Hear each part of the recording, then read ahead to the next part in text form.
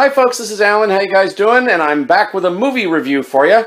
Yeah, I know it's been a while since I've done a movie review. I've been busy with other things. What can I say? Not to mention there's a pandemic going on, but I have a new movie review for you at last. And today I'm going to review the movie Artemis Fowl, directed by Kenneth Branagh and based upon the popular book series, children's book series by Eoin Colfer.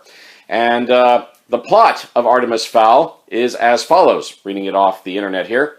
Artemis Fowl is a 12-year-old genius and descendant of a long line of criminal masterminds. He soon finds himself in an epic battle against a race of powerful underground fairies who may be behind his father's disappearance.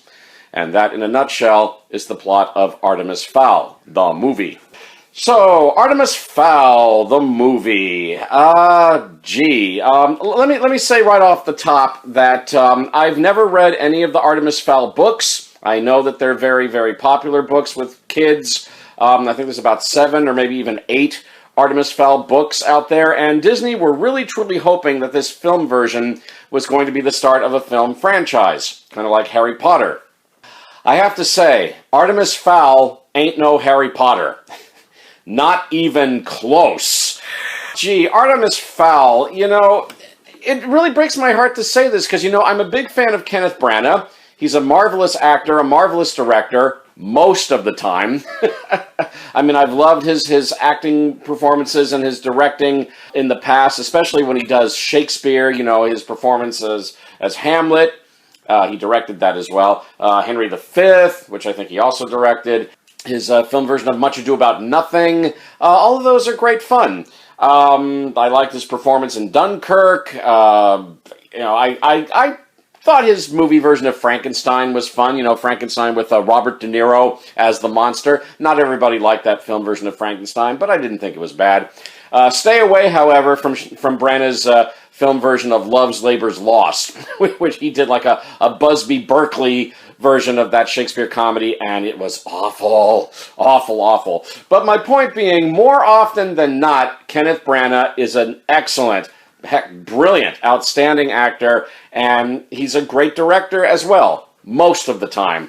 But here, I don't know what the hell went wrong with this movie, but it really doesn't surprise me now that Artemis Fowl got dumped onto Disney+. This movie apparently went through a lot of development hell, and it was going to be released theatrically, I think, 2018 or 2019. No, sorry, it was going to be released in 2019, and then it got delayed to this year, 2020. And then, of course, the coronavirus pandemic happened. Oh, and another thing, I don't think the trailer for the movie was received particularly well either. I think longtime fans of the books, the Artemis Fowl books, were not happy with the trailer. So ultimately, Disney decided, you know what, screw it. Let's just put the movie on Disney Plus and offer it on our streaming service. Let's skip the theatrical run altogether. And I think in the end, Disney made the right call about this movie because this is a really bad movie. It really is. I mean, it's a great-looking bad movie, but it's still a bad movie. This is the same criticism that I had of, say, Star Wars The Phantom Menace, which is, it's a great-looking bad movie. And just as I said in my review of The Phantom Menace, I'll say it here. You can throw all the beautiful special effects on the screen that you want, but if the story is messed up, if the characters are messed up, then it's a bad movie. I don't care how pretty it looks. It's a bad movie if the story does not work and if the characters do not work. And that was my main beef, and I think a lot of Star Wars fans' beef with The Phantom Menace, and this is exactly my same beef with Artemis Fowl. The movie is not a total failure. It looks great. I mean, I think the look of it, it's very colorful with all the blues and the greens and the spacious look of it. The visual effects on the film, I think, are great. So it's a great-looking movie, and I give it that. But the story is a mess. And the characters are a mess. This movie is really short. It's only about 95 minutes. And it just seems like they threw out a whole bunch of story. They were cutting. I mean, this movie might have originally run at 2 hours. And it might have helped if they'd kept the film at 2 hours, because so much of the story feels like it was left on the cutting room floor. This movie moves so fast, and it's hard to follow the story. It really is, because it's just pumping along so fast, and I just feel like large chunks of the story isn't there. On top of that, the characters on the whole are not interesting in the slightest. The main offender being Artemis Fowl himself, the kid. It's a newcomer. The kid's name is Ferdia Shaw, playing the young Artemis Fowl. He's terrible. I'm sure he's a nice kid in real life, but he has no acting talent, or very little acting talent. He's just so bland, so lifeless, and Artemis comes off as really smug, very full of himself. After a while, he starts to act like he's James Bond, but he's not James Bond. I don't care if they put him in a nice suit and tie. He's not James Bond. There's nothing likable about him. He's very full of himself, very smug, and Ferdia Shaw's acting is just so wooden and so stiff. You want to know one of the reasons why the Harry Potter movies work so well, and why the character of Harry Potter works so well? Because Harry is likable. Daniel Radcliffe is likable in the role. You like him, and you root for him. Ferdia Shaw is terrible as Artemis Fowl, and Artemis Fowl, the character, I don't like this kid. He's just a spoiled brat rich kid.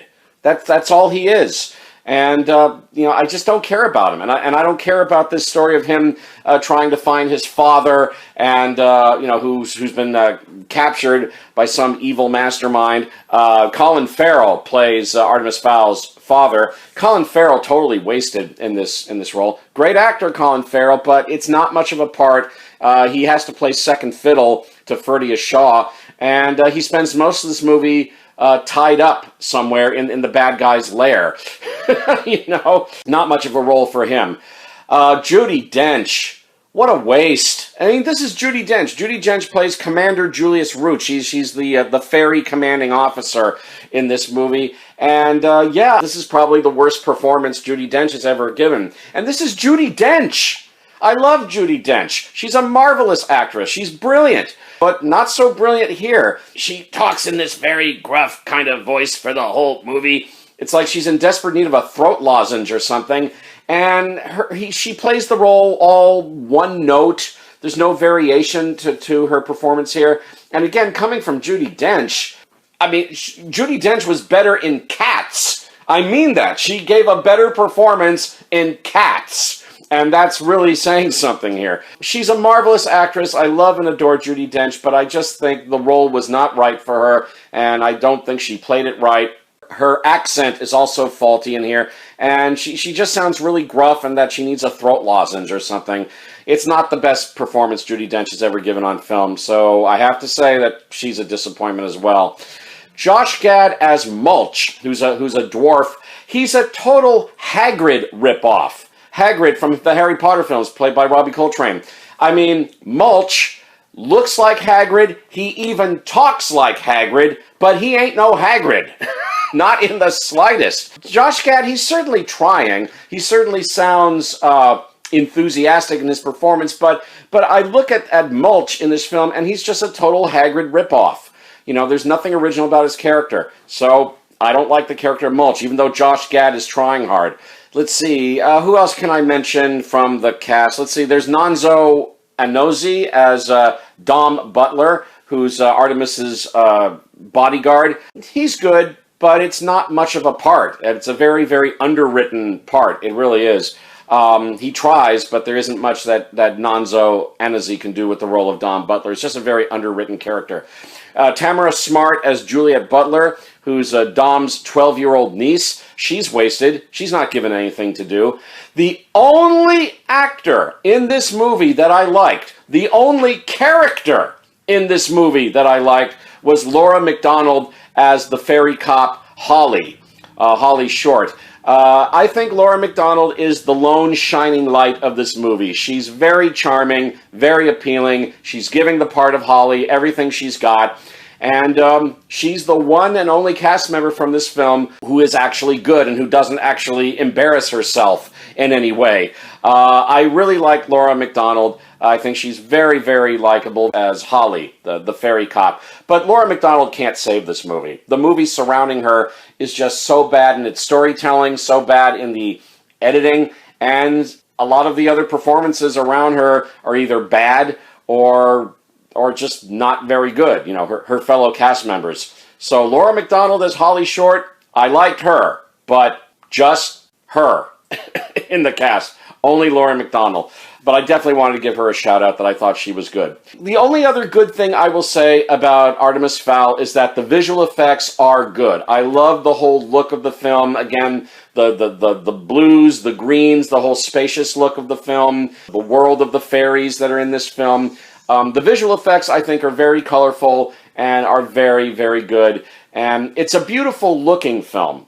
But, you know, you can dress up a movie all you want with the most beautiful, gorgeous special effects, you know, that you have available to you. If the storytelling is not good, if the characters in general are not good, then I don't give a shit how great the special effects are. I think the bottom line from me is that Artemis Fowl, the movie, it's a beautifully packaged film, but there's nothing in the package. This is a very hollow, empty movie. And it could have been so much more, and it should have been so much more. I mean, this is based on a popular children's series of books. Obviously, Disney were hoping that this movie was going to launch a film franchise, but obviously that's not going to happen now. And it's also pretty obvious that Disney totally lost faith in this movie and decided, you know, we're not even going to bother with the theatrical release of Artemis Fowl. You know, fuck it. We're just going to dump it on Disney Plus. We'll take the loss. I mean, this movie costed like $125 million to make, but Disney, you know, they can afford it. So, yeah, there's no doubt in my mind, if Artemis Fowl had been released in theaters, it would have been a total box office disaster, and I think the folks at Disney knew that, so they just dumped it onto Disney Plus, which really was the only way for them to go with this movie, but I think they made the right call. So, yeah, this is not Kenneth Branagh's finest hour as a director. I love the man, he's great, but I think he had a bad day at the office when he made Artemis Fowl. It's a badly constructed movie with mostly bad characters, with I think the lone exception of Laura McDonald as Holly Short, the fairy cop. I liked her. Great visual effects, but terrible story, terrible characters. It moves along too quickly. I think a whole bunch of this story has been cut out, and that's a damn shame. And on a scale of 1 to 4 stars, I'm going to give Artemis Fowl 1.5 out of 4 stars. 1.5 out of 4 stars for Artemis Fowl. And there you go. That's my review of Artemis Fowl. So this is Alan. Thank you so much for listening. Don't forget to subscribe down below, and I'll be back soon with another movie review. See you then.